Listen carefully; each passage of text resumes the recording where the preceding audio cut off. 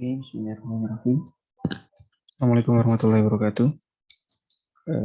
Baik, di sini saya akan menyampaikan mengenai materi yang mungkin minggu lalu sudah sempat kita bahas, yang mungkin akan saya jabarkan lebih rincinya di sini. Jadi pada video kali ini kita akan bahas mengenai respiratory system and gas exchange atau sistem pernafasan, dan nanti juga membahas mengenai pertukaran gas sebagaimana yang materi yang kemarin kalian telah sampaikan ke saya gitu kan di kolom chat. Dan sebelumnya mungkin mohon maaf karena mungkin untuk pertemuan yang kali ini saya tidak bisa membersamai secara langsung melalui Zoom. Jadi saya membuat video ini dengan tujuan untuk supaya bisa jadikan bahan belajar gitu ya. Baik.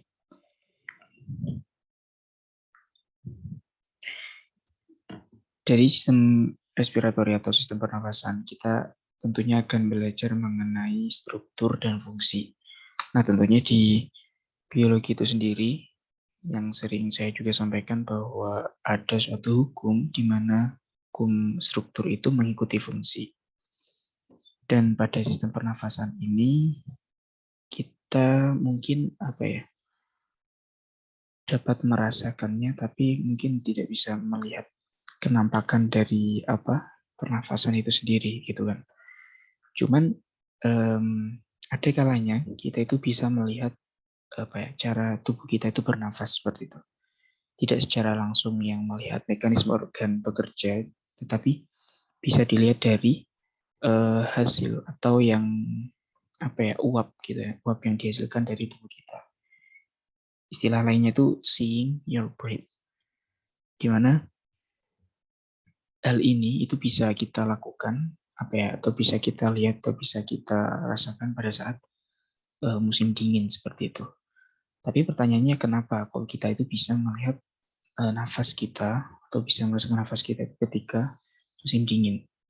Nah, alasannya itu karena udara yang kita hirup melalui hidung maupun mulut itu akan memasuki tubuh kita yang dia itu kondisinya lebih hangat daripada yang ada di luar lingkungan atau di luar tubuh seperti itu. Hal ini karena memang suhu di luar lingkungan kan dingin tadi ya, dan suhu yang ada di dalam kita tentunya hangat.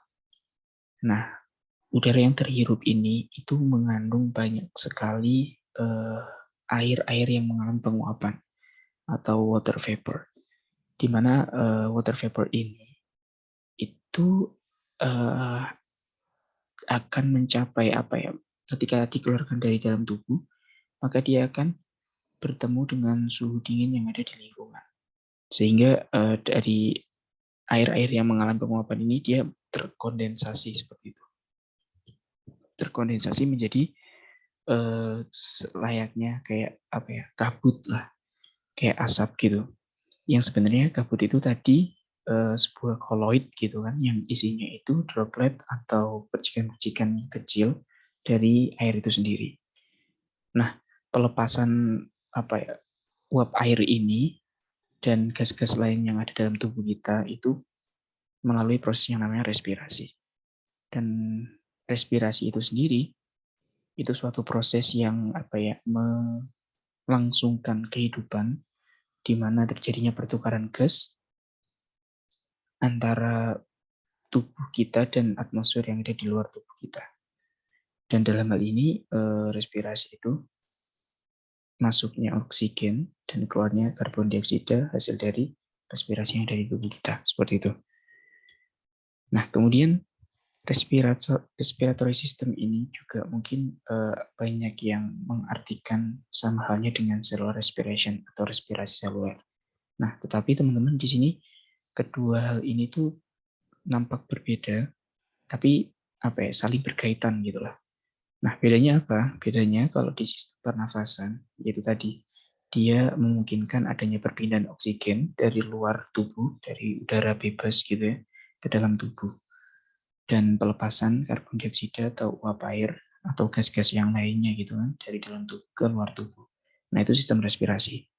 Nah, kalau respirasi seluler itu respirasi yang terjadi di dalam sel.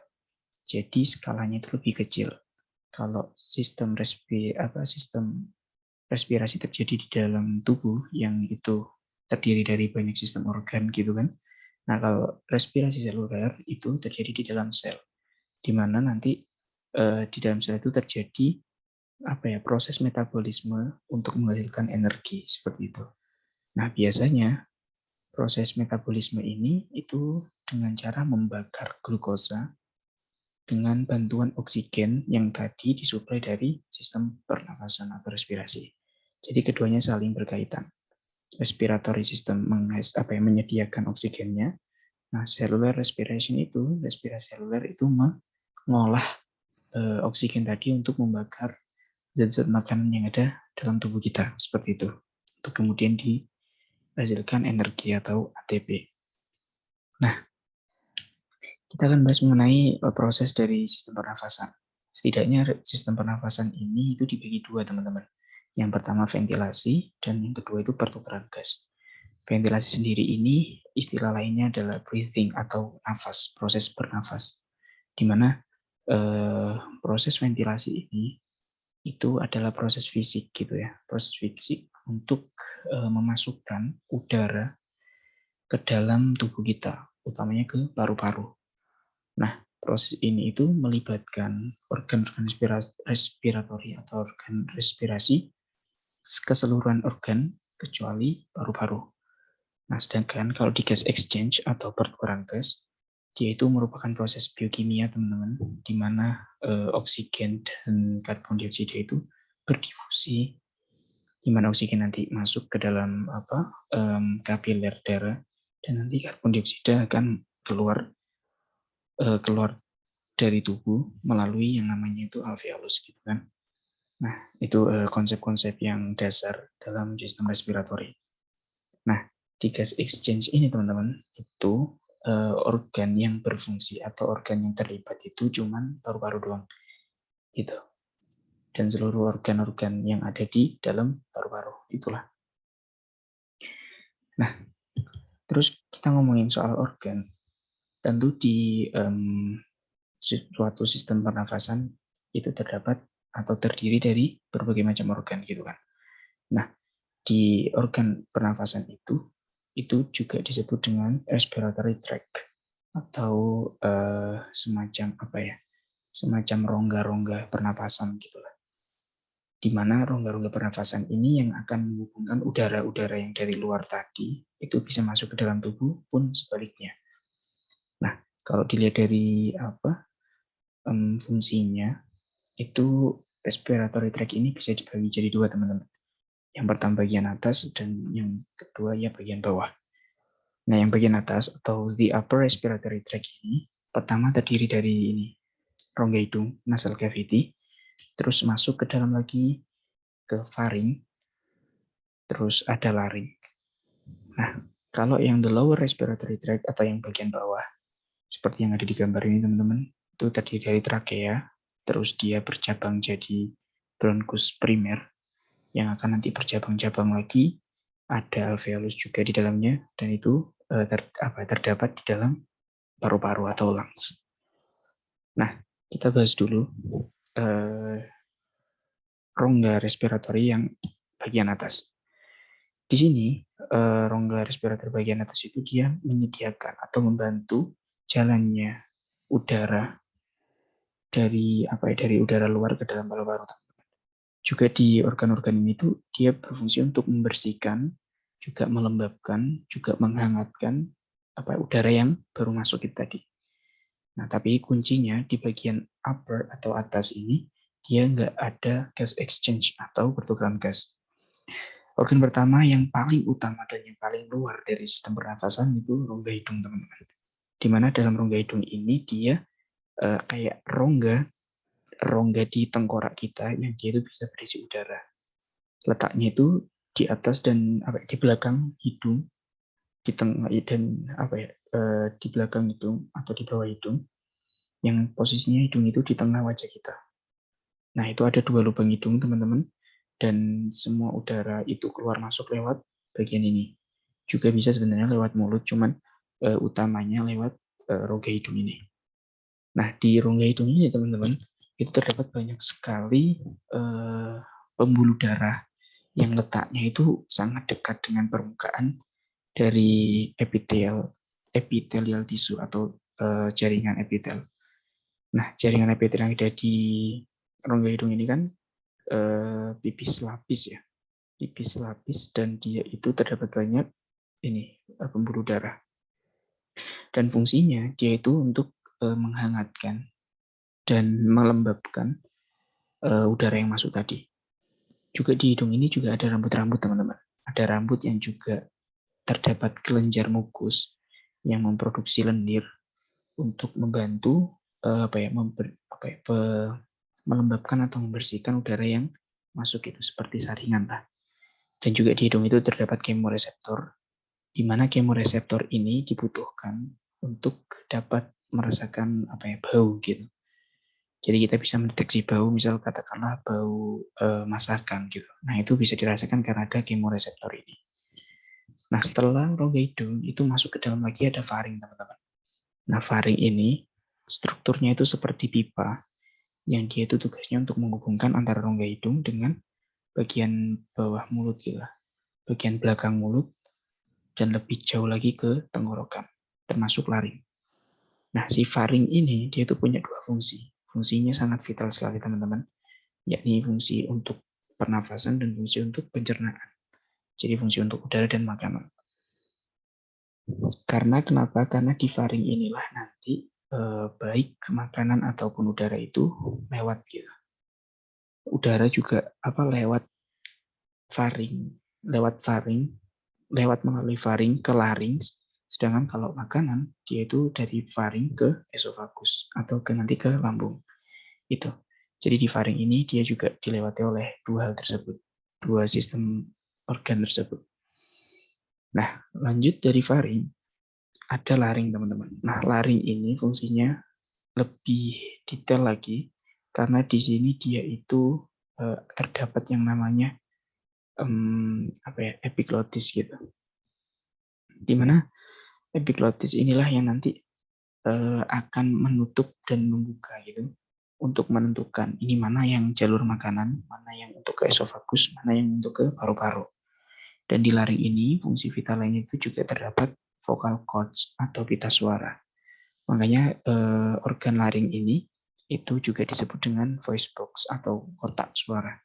Karena di vocal cords inilah yang dia nanti akan misal bergetar gitu ya, ketika ada udara yang masuk, dia itu bisa menghasilkan suara kayak gitu. Dan karena tadi ada epiglotis, dia itu dapat mencegah masuknya makanan ke dalam saluran pernafasan. Jadi gampangnya itu supaya saluran pernafasan dan saluran pencernaan ini sama-sama aman gitu, sesuai dengan zat-zat yang masuk ke dalamnya. Dan juga di laring ini dia terdiri dari susunan cartilage. Cartilage itu tulang rawan yang dia itu berbentuk lingkaran gitu atau cincin. Jadi dia membuat si lari ini sangat kuat. Dan disinilah nanti biasanya kalau di sistem di perkembangan seksual sekunder pria itu nanti akan tumbuh layaknya jagung gitu. Itu teman-teman. Nah, selain itu tadi, bagian atas juga terdapat bagian yang bawah teman-teman, atau the lower respiratory tract. Contoh pertamanya yakni trakea, di mana trakea ini sambungan dari laring tadi, yang dia itu nanti akan bercabang-cabang lagi untuk dua cabang yang disebut bronkus, dan dari bronkus ini, bronkus primer ya namanya yang pertama, ini cabang pertama, ini akan bercabang lagi membentuk bronkus sekunder. Dari bronkus sekunder akan membentuk lagi bronkus tersier, dan terus dan sampai dia ukurannya mengecil. Dan pada respiratory tract yang lower ini, dia itu membentuk layaknya ini bentuk pohon yang terbalik. Ibaratnya ini adalah batang pohon yang paling besar, kemudian dia berdahan, bercabang hingga ranting, teman-teman. Dan ternyata cabang-cabang yang ada di paru-paru itu, jika disambung-sambung gitu ya, dia itu bisa mencapai hingga 1.500 mil, di mana nanti udara akan bebas masuk keluar dari saluran itu, teman-teman. Dan kembali ke trakea, si trakea ini sendiri itu bagian yang paling lebar, teman-teman, kalau dibandingin saluran yang lainnya. Kenapa seperti itu? Karena memang dia posisinya masih paling atas, masih belum ada percabangan yang berarti gitu lah. Dan kalau dilihat dari ukurannya, dia itu kira-kira lebarnya bisa sampai 2,5 cm, dengan panjang atas ke bawah itu 10-15 cm. Dan juga sama kayak lain tadi, dia dibentuk dengan cincin-cincin cartilage tadi, dimana yang membuat dia itu kuat dan kokoh gitu. Nah, si trakea ini fungsinya itu untuk menghubungin antara laring dengan paru-paru, teman-teman. Jadi ya penghubung lah. Dan pada ujung trakea ini, di bawahnya, di ujung bawah ya, dia itu membentuk cabang. Membentuk cabang menjadi 2 bronkus, saluran bronkus. Nah, setelah trakea, dia menjadi bercabang menjadi bronkus. Yang kemudian nanti bronkus inilah yang akan bercabang-cabang lagi menjadi bronkiolus. Nah, si bronkus dan bronkiolus ini apa fungsinya? Ya, tentu fungsinya mereka untuk menyalurkan udara tadi itu, teman-teman. Menyalurkan udara dari bronkus ke bronkus ke bronkus primer, bronkus sekunder, terus nanti ada bronkus tersier, dan nanti yang paling kecil bronkiolus. Nah, di bronkiolus paling kecil inilah nanti dia itu akan berujungnya terdapat saluran alveolar duct yang nanti dia fungsinya sebagai tempat pertukaran gas, teman-teman, dan biasanya disebut dengan alveolus. Nah, alveolus sendiri itu letaknya tentu berada di dalam paru-paru, teman-teman, di mana paru-paru sendiri itu merupakan organ yang paling besar dalam sistem pernafasan. Nah, si paru-paru ini, teman-teman, uniknya dia itu diselimuti ya, atau diselaputi oleh buah membran yang sangat tipis yang disebut dengan pleura. Nah, pleura ini dia mensekresikan cairan atau mensekresikan kayak semacam lendir gitulah, yang dapat membantu paru-paru ini bisa bergerak secara bebas di dalam pleural tadi.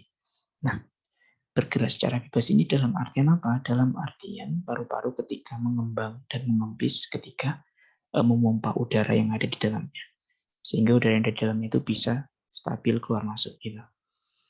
Nah, juga adanya proses pergerakan paru-paru ini atau movement breath itu ditujukan untuk bisa mengekspansi atau melebarkan atau mengisi secara maksimal gitulah udara yang ada di paru-paru. Makanya kan ada kayak volume total, volume volunteer, volume dan sebagainya gitu, volume tidal dan sebagainya. Itu ya ini tadi hasil dari pergerakan dari pernafasan ini tadi. Nah, paru-paru itu sendiri, teman-teman, itu dibagi menjadi 2. Jadi ada paru-paru yang kiri dan paru-paru yang kanan. Dan masing-masing paru-paru itu disebut dengan lobus. Nah, lobus ini dipisahkan oleh yang namanya connective tissue atau jaringan ikat. Paru-paru yang sebelah kanan, dia itu terdiri dari 3 lobus, teman-teman. Superior lobus yang paling atas, lobus middle, tengah, dan inferior lobus. Nah, beda dengan paru-paru yang sebelah kiri, dia itu lebih kecil karena terdiri dari 2 lobus. Lobus atas dan lobus bawah. Nah, kenapa dia ukurannya lebih kecil dan volumenya lebih kecil? Karena memang paru-paru yang sebelah kiri ini dia volume lebih kecil karena nanti dia terdapat jantung di sini. Jantung, untuk posisi jantung, karena jantung kan di posisi dada kiri, teman-teman. Bisa teman-teman rasain kalau detaknya lebih kencang pasti di sebelah kiri. Nah, disinilah di dalam paru-paru ini terdapat bronkus, bronkiolus, dan alveolus, teman-teman. Di mana yang fungsinya masing-masing itu untuk memperluas area pernafasan atau area udara. Nah, lanjut ke alveoli. Alveoli ini letaknya paling ujung dari bronkiolus, teman-teman. Dia ukurannya itu kecil, cuman dia itu gumpal gitu. Kayak anggur yang dia itu bergerombol gitulah. Dan di masing-masing dua paru-paru tadi, dua lobus itu tadi, itu bisa hingga mengandung 700.000 alveoli. Jadi alveoli itu satu. Itu teman-teman. Jadi banyak sekali alveoli yang ada di paru-paru kita. Nah, faktanya, ini fakta menariknya teman-teman. Alveoli ini ketika dilebarkan gitulah, permukaannya eh, dibedah, kemudian ditata seperti itu. Dia itu bisa sampai separuhnya lapangan tenis, teman-teman. Jadi sangat luas banget permukaan atau surface dari si alveoli ini tadi. Nah, kemudian ada apa aja sih di alveoli itu? Di alveoli itu pastinya ada kantungnya, kantung alveolar yang dia itu kantungnya itu berisi udara-udara atau biasa juga disebut gelembung udara, di mana di dalam alveolar ini juga banyak namanya pembuluh darah teman-teman atau kapiler. Baik itu pembuluh darah yang nanti mengangkut oksigen atau pembuluh darah yang mengangkut CO2 atau karbon dioksida. Itu.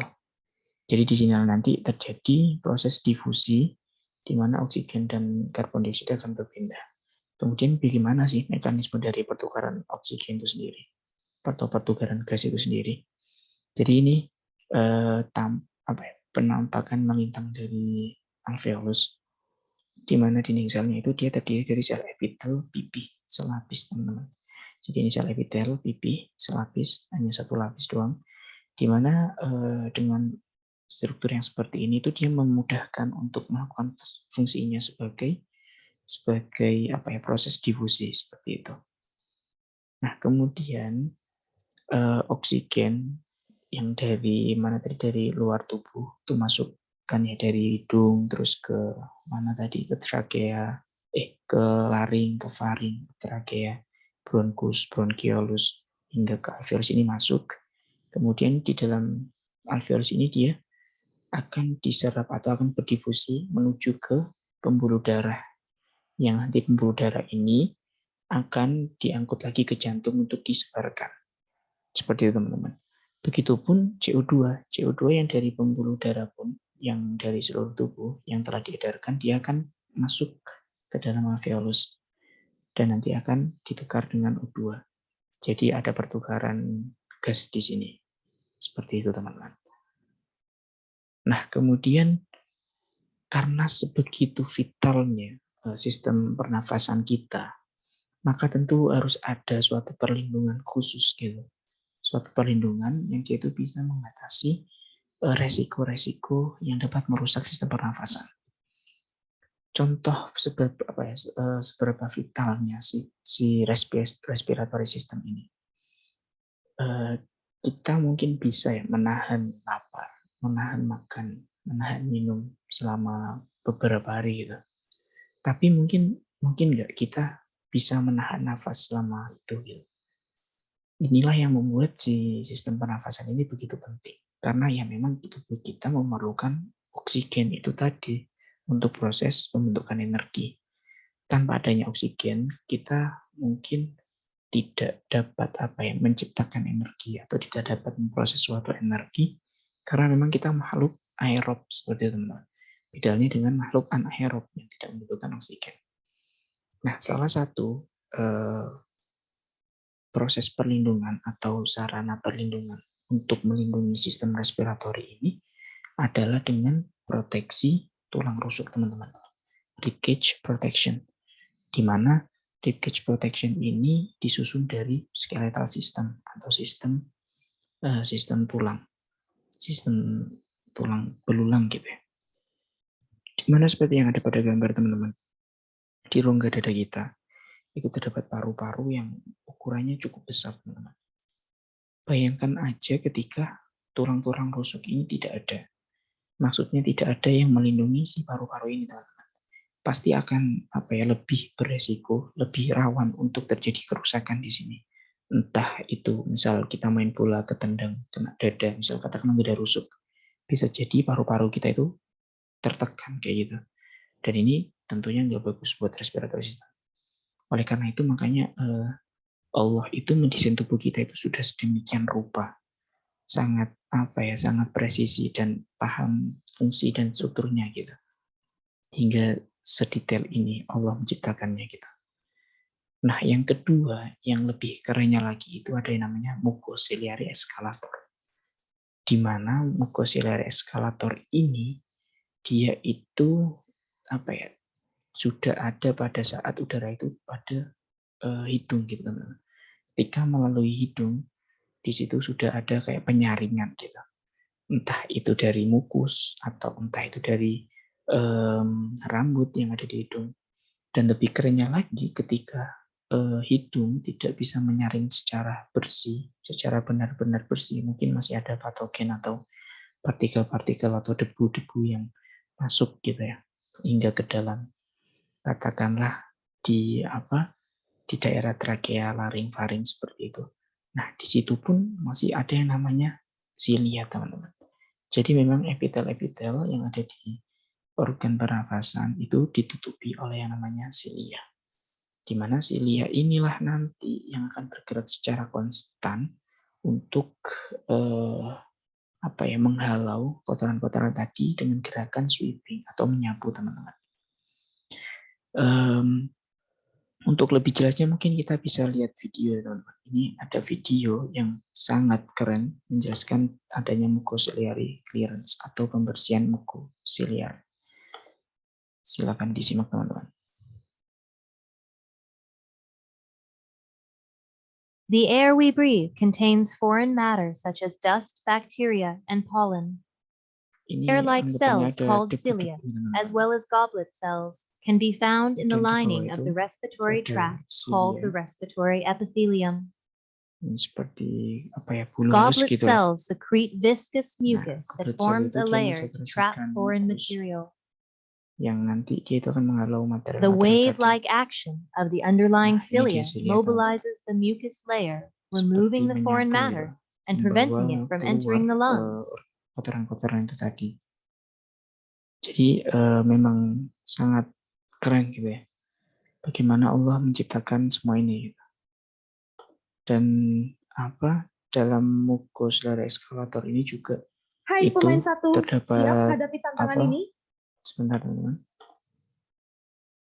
Masuki Valorant dan main sebagai salah satu agen global.